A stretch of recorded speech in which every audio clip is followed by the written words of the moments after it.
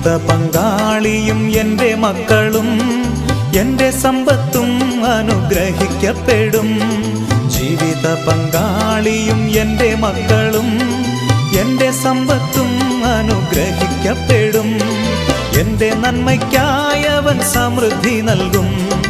എന്നെ വിശുദ്ധ ജനം ആക്കിടും താൻ. എൻ്റെ നന്മയ്ക്കായവൻ സമൃദ്ധി നൽകും. എന്നെ വിശുദ്ധ ജനം ആക്കിടും താൻ. എൻ്റെ ദൈവത്താൽ നിശ്ചയം അനുഗ്രഹം പ്രാപിച്ചിടും ഞാൻ. തൻ്റെ വചനം